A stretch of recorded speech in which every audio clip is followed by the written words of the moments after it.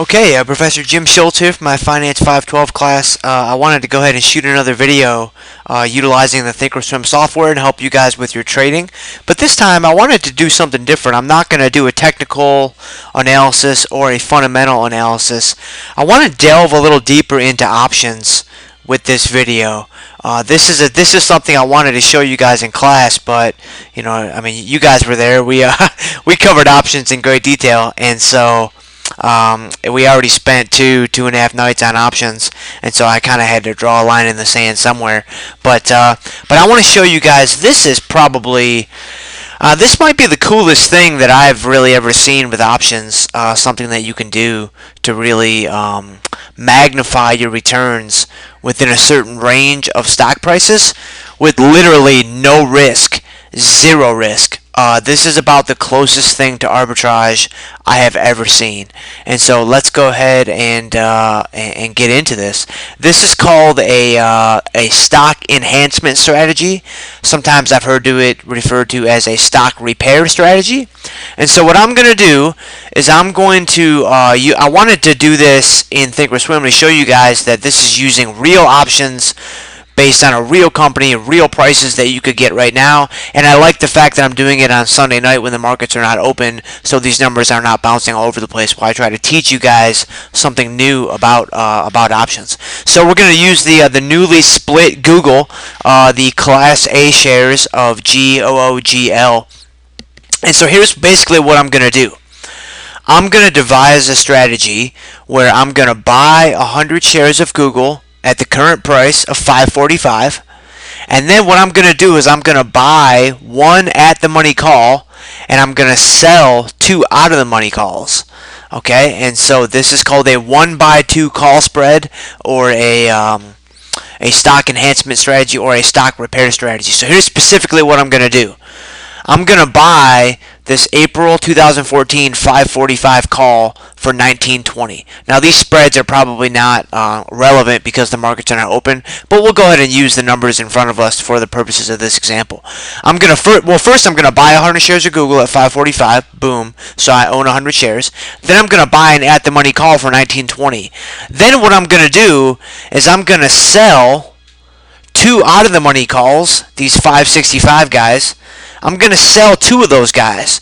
So basically what I'm doing is I buy one call for $19.20, and then I sell two calls to basically get my $19.20 back. That's essentially what I'm trying to accomplish here. I essentially want to set up an options position that costs me nothing or pays me a small credit. So if you actually look at this, I'm going to pay $19.20, and then I'm going to sell two of these guys for $10 each. So I'm actually going to end up with an 80-cent credit when this is all said and done.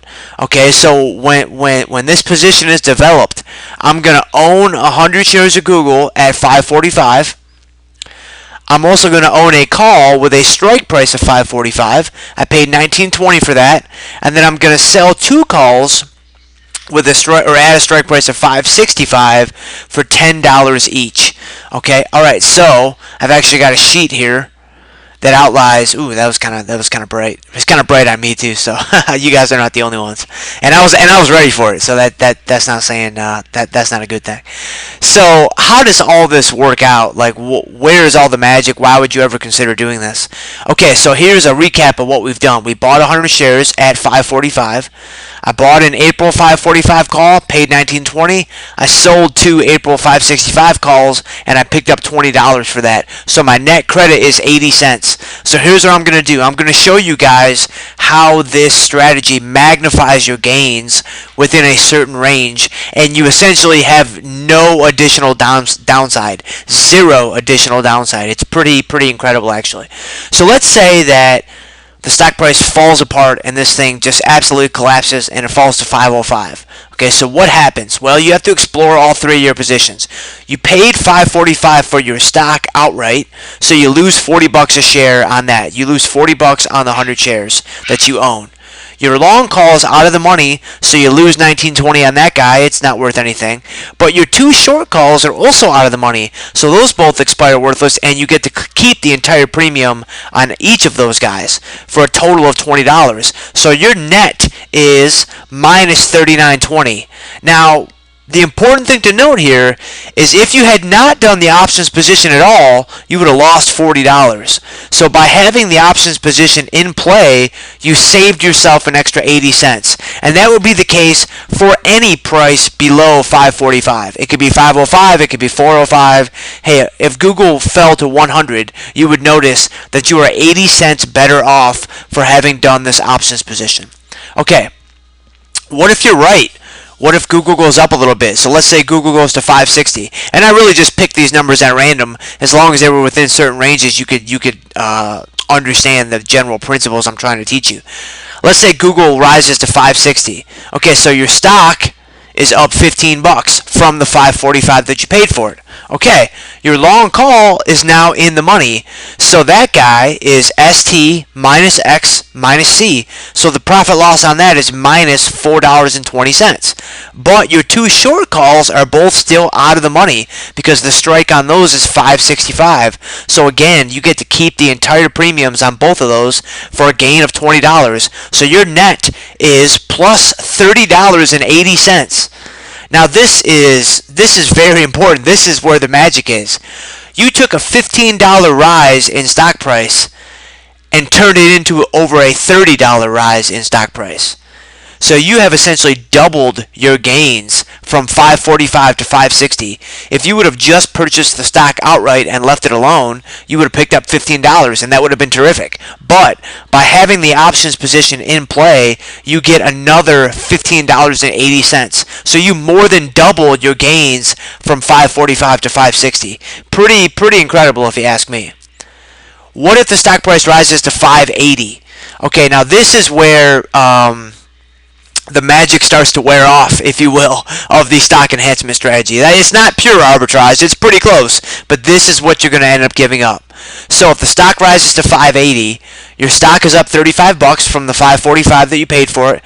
Your long call's in the money, and you pick up 1580 on that guy, but your short calls are now also in the money. And when you work out the math on those guys, you end up losing $10 total on those two short calls. So your net is plus $40.80.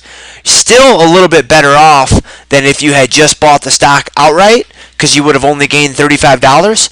But what you're going to notice is you see the difference between these two, between this 35 and this 4080, is not as dramatic as it was here.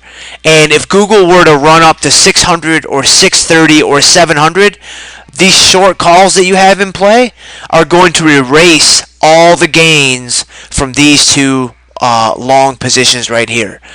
And so basically the drawback of the stock enhancement strategy is that you are giving up big time potential upside to try to magnify your gains within a certain range of more muted upside, if you will.